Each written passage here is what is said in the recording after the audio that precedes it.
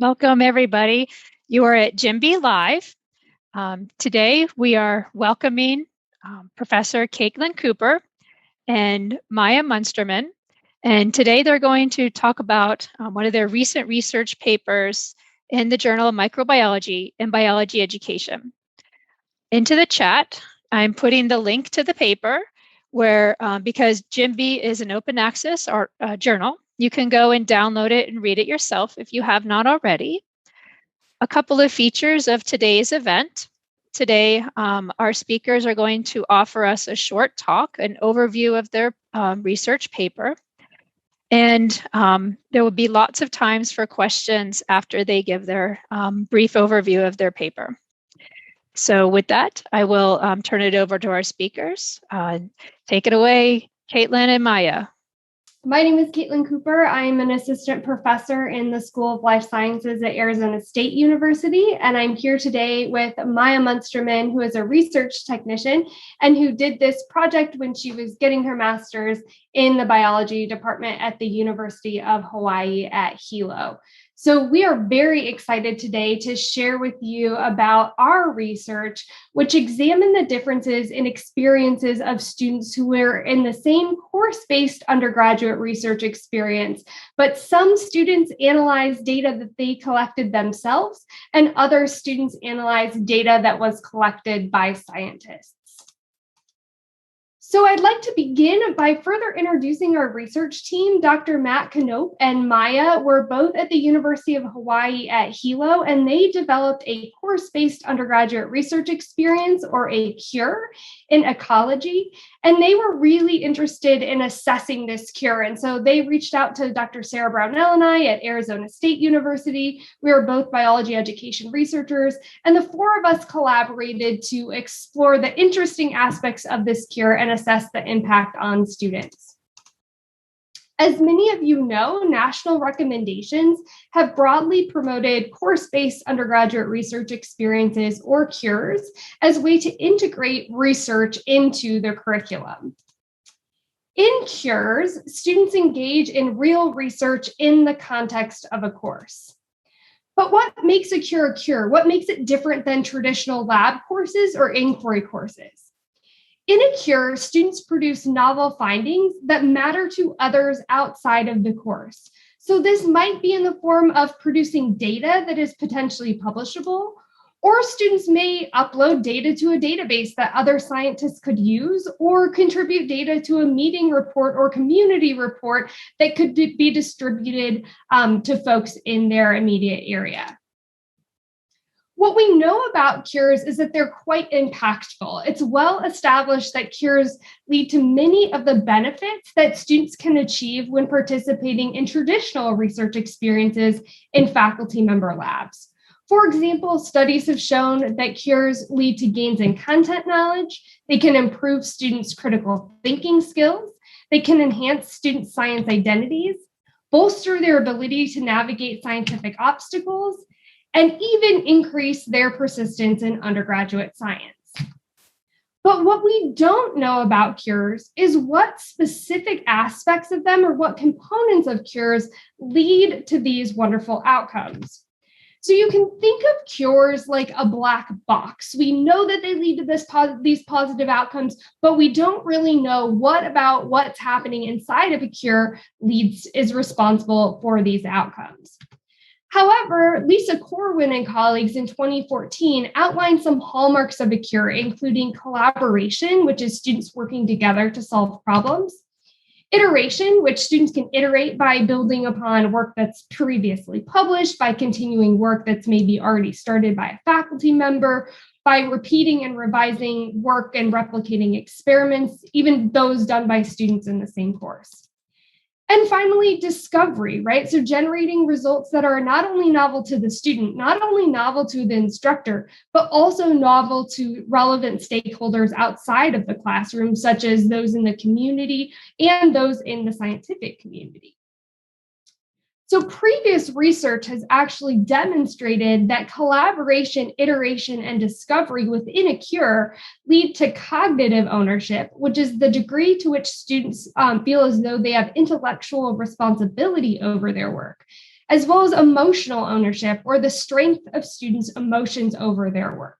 So these two studies, the Corwin et al. 2018, a study by my collaborators in 2019, has shown that these three aspects of a cure do lead to positive outcomes. And further, the Corwin study took it one more step and showed that cognitive and emotional ownership both lead to students' intent to pursue a career in research. So we do know a little bit about what aspects you can integrate into your cure to work toward these outcomes of ownership and ultimately improving students' intentions to pursue careers in research. However, there are tons of other decisions we make when we're creating a cure, right? So if you've ever developed a cure, if you've ever taught a cure, you know that you are thinking constantly about a bunch of different decisions. So are you going to allow students to develop their research question? This can be really difficult for students to do, but some cures are able to allow students to do it. Are you going to have students actually write something, right? Or are they going to contribute to some writing of the manuscript, or is that going to happen after the course is complete? Might students analyze data that they collect, or are they going to analyze data that was first collected by somebody else? You also might be making choices about whether they're going to get to figure out how to analyze their data, or whether that's going to be something that's prescribed. And finally, maybe about what extent students have autonomy. Do students get to pick the disease they're working on in a particular cure, or are they assigned it? So all of these different decisions, and these are just a subset of decisions, theoretically should impact what students get out of a cure, but we don't really understand at this point what about these decisions leads to these outcomes. So in this study, we honed in on this decision of whether to have students analyze data that they collect, or whether to have students analyze data that are collected by others. So both types of cures have been conducted, both types of cures have been published on and led to good outcomes, right? So in some cures, students go through the full process. They collect data and then they analyze those data. In other cures, students usually analyze data that was previously collected by scientists, whether that's the instructor of the cure in their lab and they've collected data and they let students analyze it, or maybe students use data that's been uploaded to a database to analyze as part of the cure. I'd like you to use the chat to share what are some of the ways that you think students would benefit from analyzing data that they personally collected. So go ahead, take a second to think about this question and then contribute your thoughts to the chat. All right, and I'm seeing some answers roll in: emotional ownership, some project ownership, being more engaged, increasing science identities, more understanding of the process of actually collecting data, having more responsibility over their work. So these are tons of really good ideas. So I want you to compare your ideas to what we actually ended up measuring here in this experiment. So we hypothesized that being able to analyze data that you personally collected would have a positive impact on some of these outcomes. So we chose to look at science identity, student self-efficacy, science community values, cognitive ownership, emotional ownership, and students' interest in pursuing a career in scientific research. So after Maya talks, I will unpack these a bit further. But first, before we dive into the education aspects of our study, we'd like to introduce you to the actual cure in which this education study took place. So because Maya was an instructor of this cure, she is an expert, so I'm going to hand it over to her to walk you through this cure that she taught. Great. Thank you so much, Katie. Yeah, so I'll talk a little bit about the cure and then the different components of it in my part of the talk. So the evolution cure was taught primarily at an undergraduate institution, and this institution is a rural regional campus of a larger university system. This cure was conducted in a course offered as an upper division evolution class, and it was designed for biology majors that took place over 12 weeks, or pretty much a whole semester, and was offered in 2 sections of about 20 students each, giving us 40 students in total per semester. Here's an overview of the cure, and I'll be talking about each of these a little bit in more detail. So first, we'll talk about the research question driving the cure. I'll give a brief overview, and I'll begin with how we did the main topic driving the cure. So we looked at extinction selectivity, and this is understanding what kinds of species are going extinct. And we can further explore extinction selectivity in the modern biodiversity crisis by looking at ecological traits and extinction risk of animals. And so the question note here between these two components denotes our overarching research question, which is there an association between ecological traits and extinction risk in mammals and birds? And we chose to focus on mammals and birds because many of the students are already interested in mammals and birds, and they can easily identify these animals. And many of them are currently at a high extinction risk. And so students developed their own specific research questions and hypotheses about the association between ecological traits and extinction risk in mammals and birds. So next I'll go into how the students collected their own data. So in order to answer the questions that they formulated themselves, we as the CURE instructors provided the students with all the species to be assigned. And then they used passages from library reference books, both online and physical books, to find ecology information about their habitat association, locomotion, and feeding mode. And these are denoted by the photos up top here. And then once they found this information, they added it into their data sheet. And so here's an example of a spreadsheet of the students were provided with. And on the spreadsheet, the students were given their species names, the extinction risk status, and taxonomic information. And then once the students had this data sheet, they collected the data on their ecological trait information, and that's highlighted here in the yellow box. And then students were able to choose their own taxonomic group that they worked on based off of the research questions that they formulated in the beginning. So next I'll move into how the students analyzed their data. So after all the students collected their ecological trait data, students were then randomly split into two groups. The first group performed analysis on data that was collected by all students in the class. So in other words, this group analyzed data that they collected themselves. The second group performed data analysis on the scientist data, and that was collected by other researchers in the instructor's lab.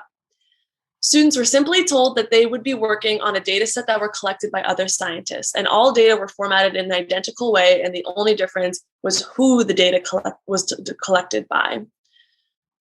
So within each of these groups, students performed the same data analyses in R to answer their initial research questions. And so now for a 1,000-foot view of the course, here's the course broken up into the four main components in these vertical columns here. It's pre-data, data collection, analyze data, and present data. And so for the first part, this is the introduction to the research project, the introduction to data collection, and this is where we had our main research question introduced. And then with the next class, we formed pairs and then developed these more specific hypotheses within the pairs. And then the next 4 to 5 classes, next 4 to 5 weeks, we used these classes to collect the data, the ecological trait data.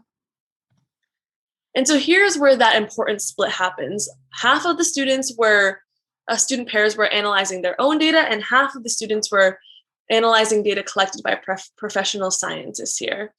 And I really want to emphasize here that they were randomly assigned to one of these two groups. And then after these two groups were split, then this is when the students did their analyses, interpreted their own results, and then created their scientific poster at the end. And so now Katie will talk about a little bit more about how we went about answering our education research questions. Thank you, Maya. So in order to answer our education research questions, we gave students a pre-survey in the first week of the cure, and then we were able to give them a post-survey at the end of the cure. And to increase the N in our study, we collected data both in fall 2018 as well as fall 2019. And the cure was taught by the same instructors in the same way, and the pre and post surveys were also the same over both terms. All right, so who participated in our study? As Maya emphasized, students were randomly assigned into one of two groups. We had 34 students in our group of students who analyzed scientist data and 31 students in our group who analyzed their own data. Our participants were primarily women, white or Asian, biology majors, seniors in college, and about half, so 40% to 50%, had prior research experience. That brings us to our research questions. Our first research question was, to what extent do students in the CURE perceive they engage in collaboration, iteration, discovery, and had conducted real scientific research in the CURE? And we were interested if there were differences between our students who analyze their own data and our students who analyze scientist data. So we were particularly interested in examining this research question because, as I mentioned before, collaboration, iteration, and discovery are considered hallmarks of a CURE. But we hypothesized that simply analyzing different data should not affect the students' perceptions of the extent to which they collaborated, iterated, or made a scientific discovery in the CURE. And we know that these hallmarks of a CURE do lead to prior outcomes. So in a way, we wanted to control for and first make sure that there weren't massive differences in how students perceive these aspects of a CURE. What we didn't know, what we weren't as sure about, is to what extent the different student groups would perceive whether they were engaging in real research differently. We weren't sure if it was important for students to analyze their data in order to perceive that they were engaging in real research, even though we knew that it shouldn't matter, right? Students were still engaging in real research regardless of what data they analyzed. In order to answer this research question, on the post survey, students responded to a previously developed scale, which is the LCAS from Lisa Corwin and colleagues in 2015, about the extent to which they perceived collaboration, iteration, and discovery in the CURE. They were also asked to what extent they agreed that they conducted real research in the CURE. And we conducted independent t-tests to compare collaboration, iteration, and discovery scores between students who analyze their own data and those who analyze scientists' data. We also used linear regression to test whether students who analyze their own data were more or less likely to perceive that they were participating in real research compared to our students who had analyzed scientists' data. And we controlled for whether students had had a prior research experience because we thought that might affect their perceptions. So what did we find? We found there was no difference in the extent to which students perceived they had collaboration in the CURE, they iterated in the CURE, or they made discoveries in the CURE between the scientist data group and students who analyzed their own data. So this is exactly what we thought would happen. There were no major differences in students' perceptions of these three. However, we also looked at students' perceptions of the extent to which they perceived they engaged in real research. And there was also no difference between the two groups in students' perceptions of the extent to which they did real research in the CURE. Our second research question was, to what extent do students' self-efficacy, science identity, and science community values increase over the course of the CURE? And is that increase different between our two student groups? In order to answer this question, on the pre and post survey, students responded to a previously developed scales measuring self-efficacy, or students' perceptions of their abilities to perform different research-related tasks, science identity, or the extent to which students perceive themselves as scientists, and science community values, or their agreement with value objectives of the scientific community. We used paired sample t-tests to compare student scores on the three outcomes from the beginning and the end of the CURE. And we used linear regression to test whether there were differences in pre-post gains between students who analyze their own data and those who analyze scientist data. So here's an example of our model, and we controlled for students' major, their prior research experience, gender, and race ethnicity. So we found a significant difference in student self-efficacy from the beginning to end of the CURE. So that was just generally exciting to see students gain in self-efficacy over the course of this CURE. We also saw a gain in student science identity from the beginning and end of the CURE, but we did not see any gain in student science community values. So we honed in on these gains, both self-efficacy and science identity, and we explored to what extent there were differences between students who analyze their own data and students who analyze scientists' data. So I'd like you to contribute a letter into the chat. Compared to our students who analyze scientists' data, do you predict that students who analyze their own data showed greater gains in self-efficacy only, showed greater gains in science identity only, showed greater gains in both self-efficacy and science identity, or showed no greater gains at all? So take a second to think about what you think and then go ahead and contribute to the chat. All right. So perhaps more people have read the title of our paper than we thought. We found that students who analyzed their own data showed greater gains in science identity than those who analyze scientists' data. So when we look here, I want to introduce this as a forest plot of effect sizes and estimated coefficient confidence intervals for variables in our linear regression model. And the estimated confidence intervals that do not cross the x=0 line are statistically significant. So you can see here that this confidence interval does cross the x=0 line, meaning that there was no difference in self-efficacy between our students who analyzed their own data and students who analyzed scientists' data. But we did see a difference in science identity. So students who analyzed their own data had much greater gains in science identity over the course of the semester compared to students who analyzed scientists' data. That brings me to our third research question. We wanted to know to what extent students' intent to pursue a career in science changed over the course of the cure and whether there were differences between these two groups. To answer this question, students answered a previously developed question about the extent to which they plan to pursue a science-related research career, ranging from 1 definitely will to 10 definitely will not. And we used pair sample t-tests to compare students' intentions from the beginning and end of the cure. And we used a linear regression model to assess whether there were differences in intentions between students who analyze their own data and those who analyze scientists' data. And in this model, we controlled for 3 factors previously shown to affect students' intentions to pursue a career in research, so self-efficacy, science identity, and science community values. So what did we find? We identified that students' intentions to pursue a career in research did not statistically change over the course of the semester. And there was no difference in the intent to pursue a career in research between our 2 groups of students. Finally, we assessed to what extent students developed cognitive and emotional project ownership. So a lot of you predicted this was going to affect their cognitive and emotional ownership. And again, we were interested particularly in the difference between the 2 groups. So to answer this question, students answered questions on the post survey from a previously developed survey by Hanauer and Dolan in 2014, measuring cognitive ownership, a reminder, the degree to which students feel as though they have intellectual responsibility over their work, and emotional ownership, the strength of students' emotions toward their work. We used linear regression model to test whether there were differences in ownership between students who analyze their own data and students who analyze scientists' data. And in the model, we controlled for factors previously shown to affect project ownership, including collaboration, iteration, and discovery.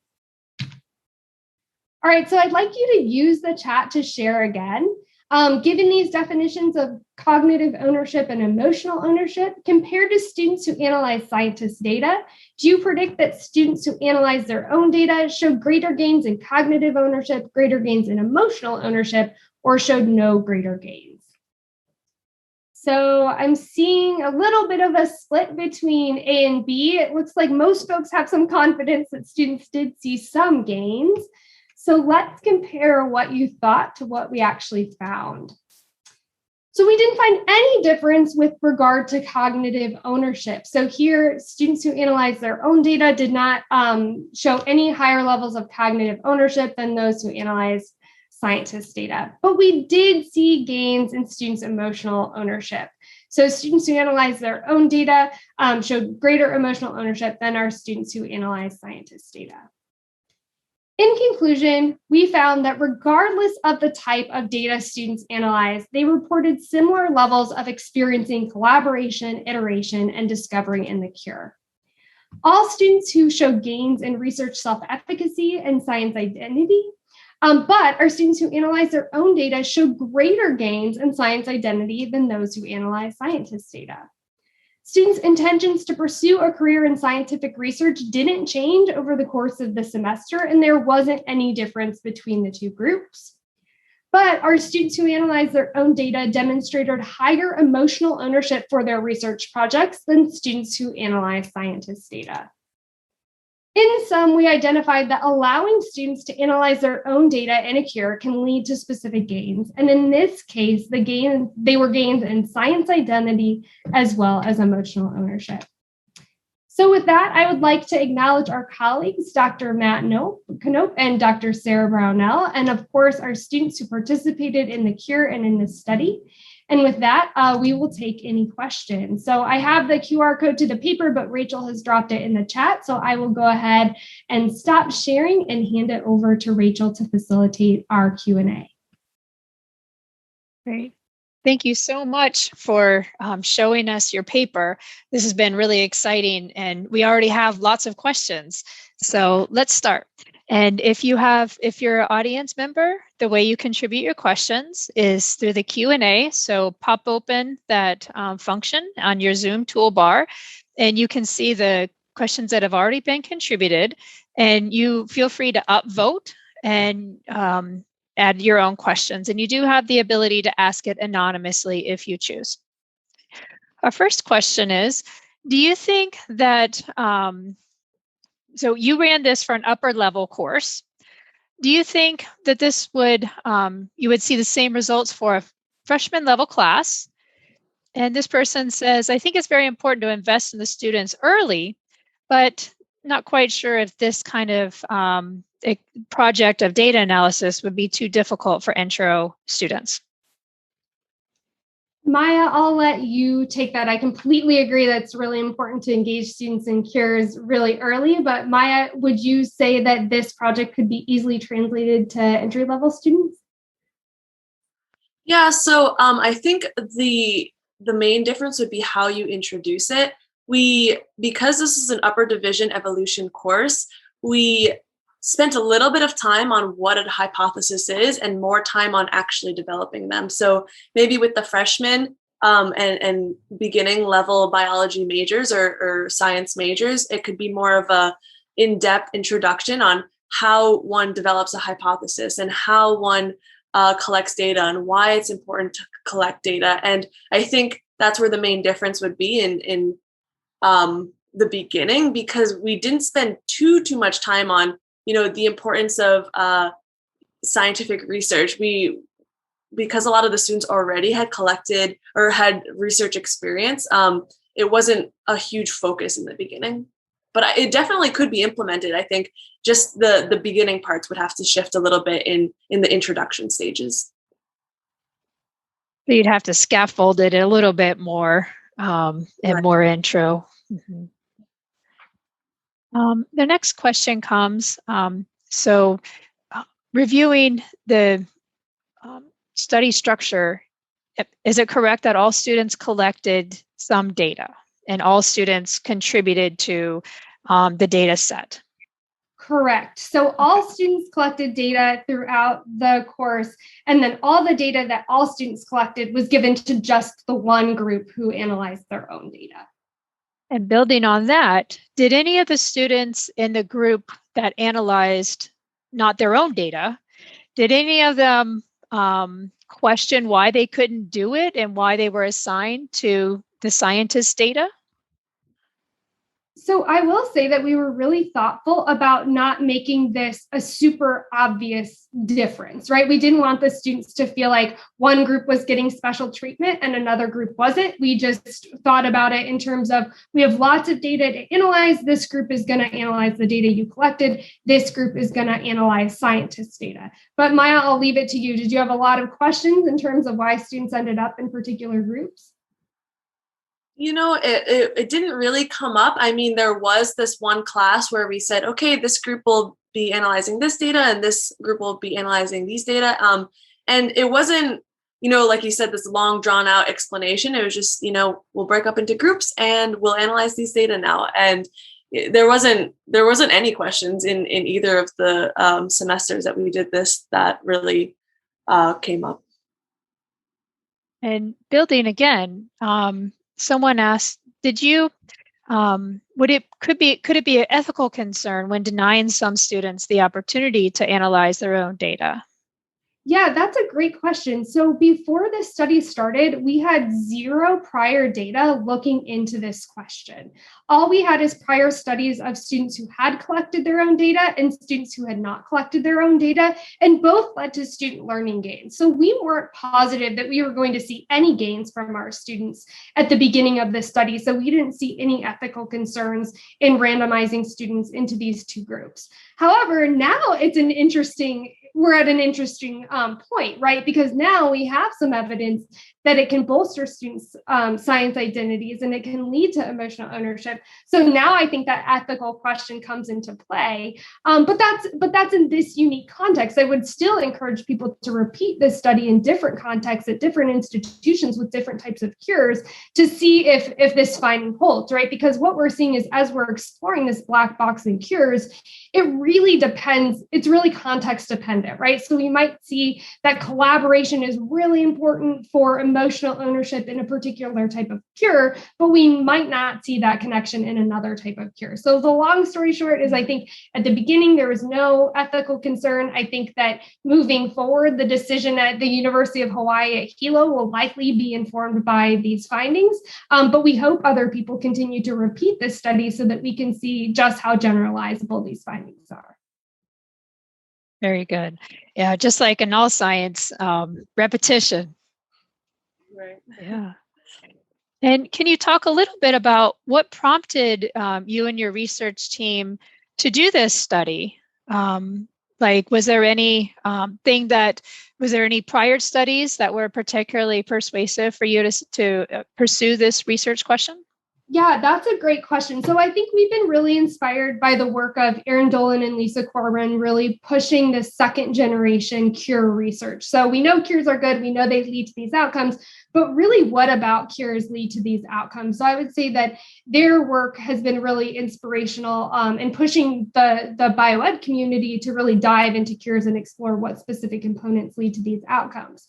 I will say, I wish Matt was here right now. He is about to become a dad, so that's why he is not here today. But Matt had previously taught a cure where students did get to analyze their own data, and he was very fascinated by students' commitment to their research project. And so when he came to Sarah and I, he was like, I think there's something special about analyzing your own data. And I don't know what it is, but my students, I've taught two types of cures.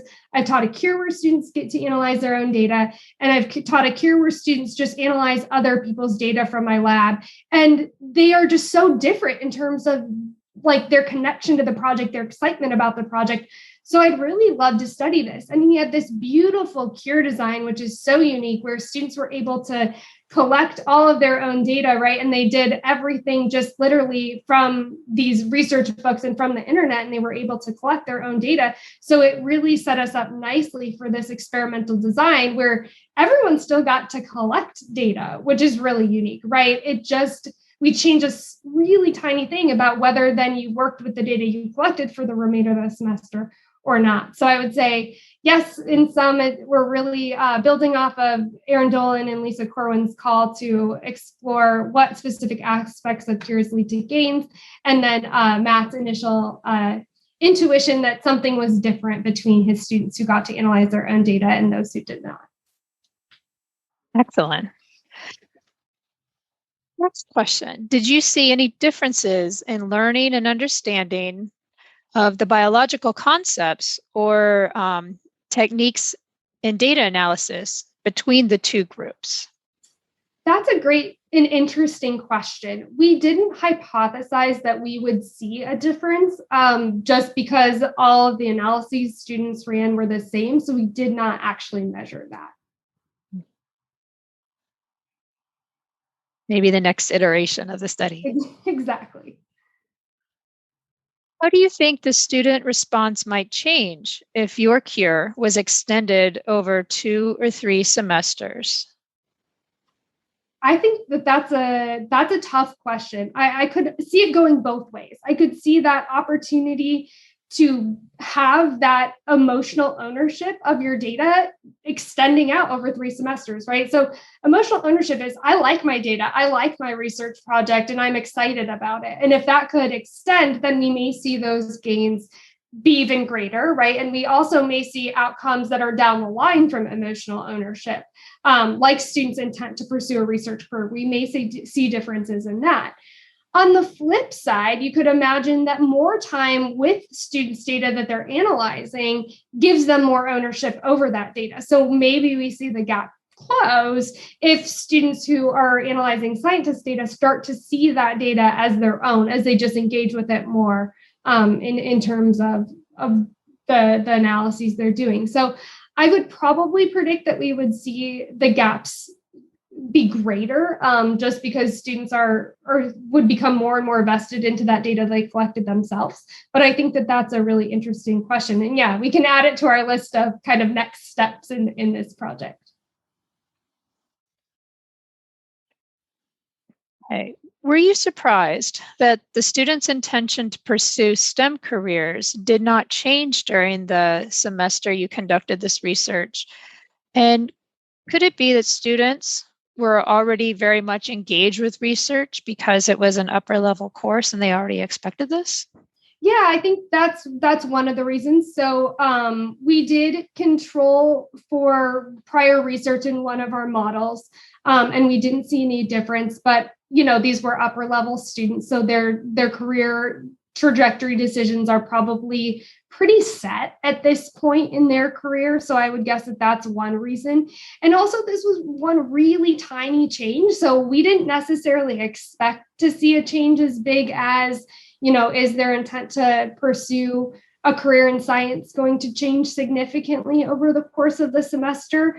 I think going back to if we implemented this at the first or the second year, some results coming out of UT Austin have shown that the engagement of cures leads to increased retention in science for students. So I would guess that, the earlier that cures could happen, the more likely they are to increase students' intent to pursue a career in research.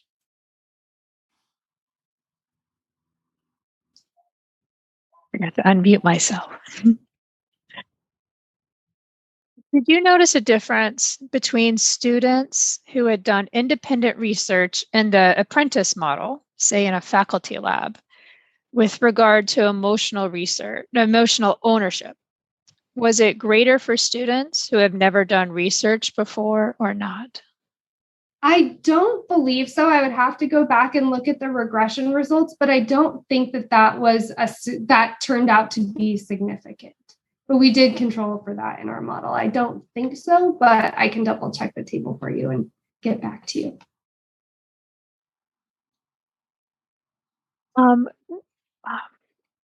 Would you be able to talk a little bit about how you got started with biology education research? And either one of you could answer this. And the reason I'm asking is a lot of people that come to these webinars and a lot of scientists are trained as bench or field or laboratory or modeling scientists. And so getting the training and learning how to do this type of biology education research takes a lot of extra professional development. Can you all tell us a little bit about your background, how to get started, and maybe some tips for people in the audience about how they could get started?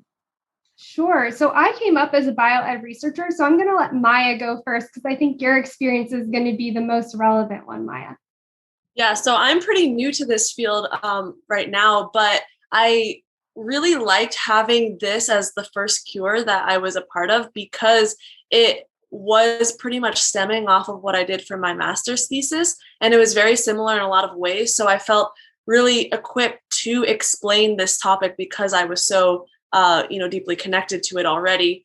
But on that note, I would really recommend this kind of setup for a cure because it is completely done in the classroom and in our COVID times, sometimes it's not as easy to get into the lab or have, experiments run or go out into the field. And so this cure was primarily done through instruction in the beginning, and then over the course of data collection, students, work together in pairs, but they used either online library reference books or the physical reference books, and in addition, scholarly research articles too. And so this could all be done through the library online resources or through through just the actual library. And so, and then past that, all the data analysis and all of the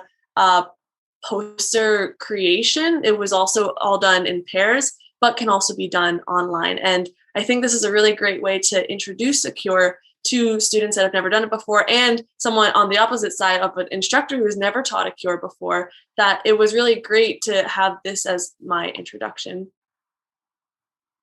My background is in biochemistry, so that's what my undergrad degree is in. And then I became really interested in teaching and thinking about how students learn biology because I was actually serving as an academic advisor within the School of Life Sciences after college.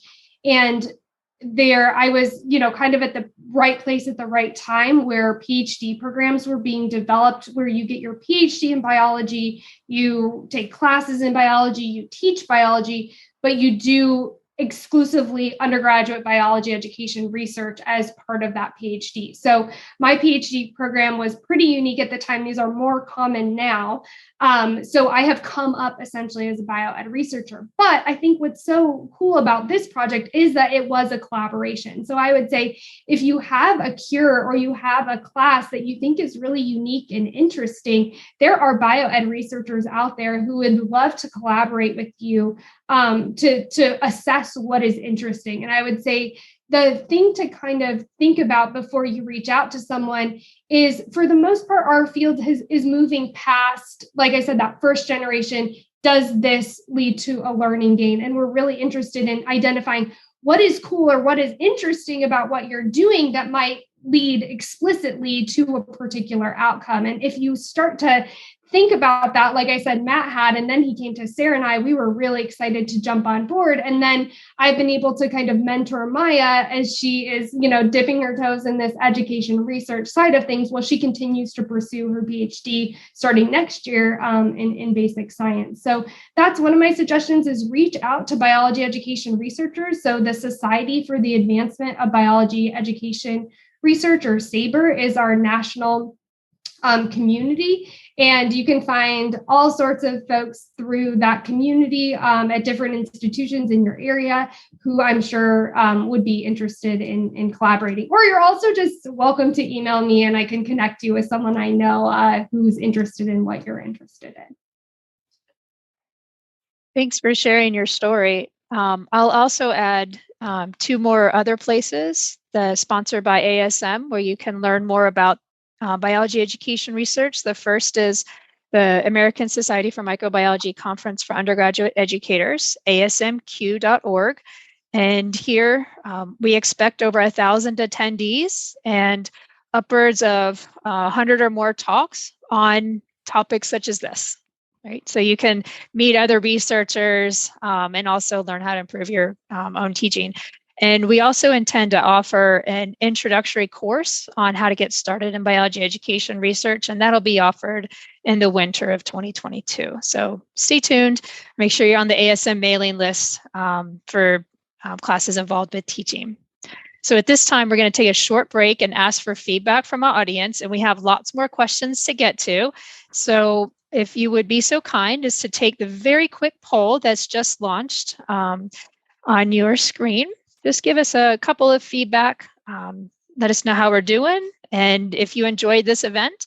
And we do ask for your feedback so that we can continue offering events like these in the future.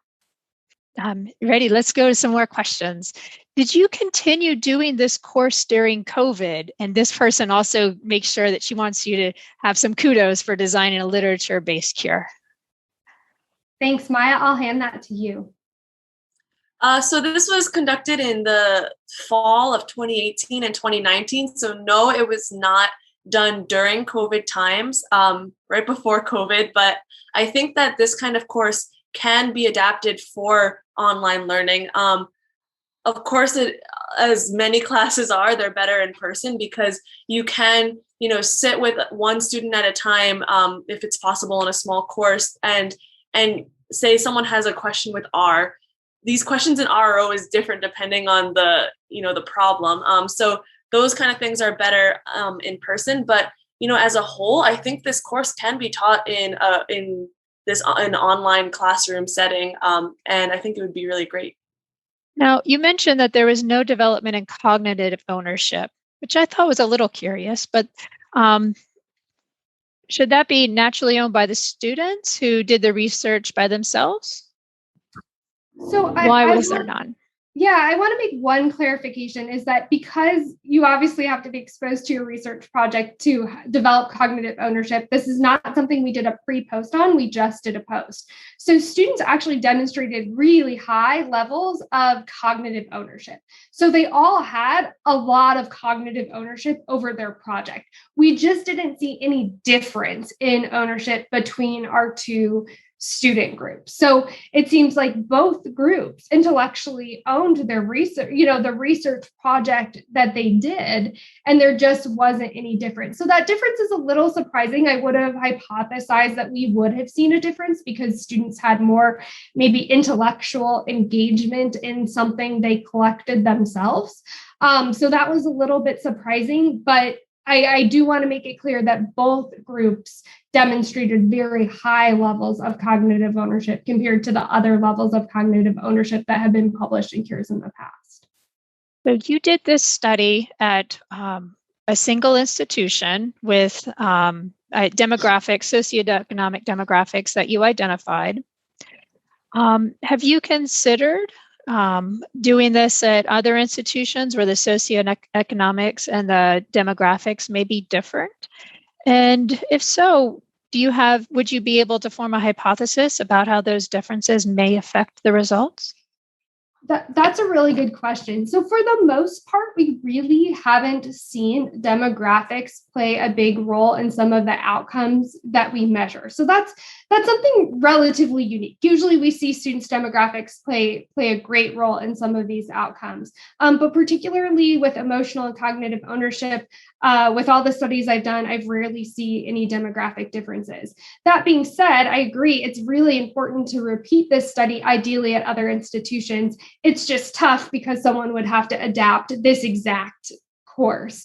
The other problem we run into is just sample size, right? So we did this over the course of 2 semesters and we netted 30 students in each group. So we had to be really conservative about the number of variables we added to our model. And so based on our review of the literature, we chose to go with gender and race ethnicity in terms of our demographics we explored because we hypothesized from what we know from other papers that those are likely to be the most impactful in terms of explaining potential differences. But I think that the emphasis on socioeconomic status is really important, especially in a class where you're working on computers, where you're working with R, right, where there's some of these unique components. Socioeconomic status could be really important. So I'd love to see this cure replicated at other institutions and be able to, have a sample size where we can start to control for some of those aspects as well. Find some collaborators, bigger schools. Exactly. Yeah. So another person asked, following up on this same question, it didn't seem like you had many Black and Brown students in your classroom. Is that just because that's the very typical demographics of your institution? Maya, I'll let you answer that about Hilo. Yeah, University of Hawaii at Hilo is actually primarily, as a student body as a whole, is primarily Asian and white students. And that's just kind of reflecting the overall student body and not necessarily this upper division evolution class. Many great questions and a little time left. All right, let me find the best that have the most votes. Most of your methods are based on student surveys where feedback answers could be manipulated by the choice of words. What measures did you use to avoid the influence of the wording choice? Yeah, that's always a tough problem with education research. So we purposely used some previously validated surveys and then revalidated them with our students. And then what we do before we ever put out a survey is we conduct a series of think aloud interviews where we sit down with undergraduates that reflect the population of the course and have them read out loud each of the questions, and then they tell us what they think the question is asking, and how they would answer it, and they talk through their thought process of the answers, and that gives us as researchers insight into whether or not they are thinking about the questions like we would expect them to think about the questions. So we did go through that process with these surveys and with these questions, and made changes accordingly. And there were very few changes that we made, but that we did make some changes based on that student feedback to try to ensure to all extent possible that students understood these questions and were going to answer them in the most honest way possible. Let's think a little bit about the collaboration in the cure. How did you support or structure the collaboration? Did the students self-select into pairs? And did they have individual accountability or feedback to the partners? And this gets at a lot of our educators in our ASM teaching community always think about the best way to structure teamwork, making sure that students participate and contribute. What do you think about that? Maya, I'll hand that one to you. Students were able to choose their own partners, and sometimes they were groups of 2 and sometimes they were groups of 3. And basically, because the classroom was such a small group of students, so sometimes the classes only had 15 students, sometimes the classes had 20 students or 25 students. We were able to work with them individually, and so yes, with all group projects, there's always sometimes a difference in level of contribution to a project, for sure. But I think that was helped because a lot of the work that was done on the cure was done in person in the class. And so, we had a 45-minute class, and the whole 45-minute class was dedicated to, data collection, for example. And so for this whole 45 minutes, we both Matt and I, as instructors, we walked around the classroom and, we popped in with each of the groups and saying, how are you doing? Do you need help on this particular, are you stuck on anything? Or do you have any questions? And so I think we were lucky to have a small class size, but it was great to be able to check in with them as they were going along in this data collection or data analysis or data presentation parts of the cure, because we could check in with them. Thank you so much. We've learned a lot from this session. I really appreciate having you both here today.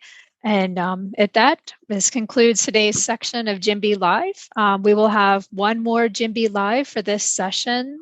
It'll be in another 4 weeks. So you'll be sent an email next week with a copy of this recording. And we'll also be posting it to GymB's YouTube playlist. So thank you very much and take care, everybody.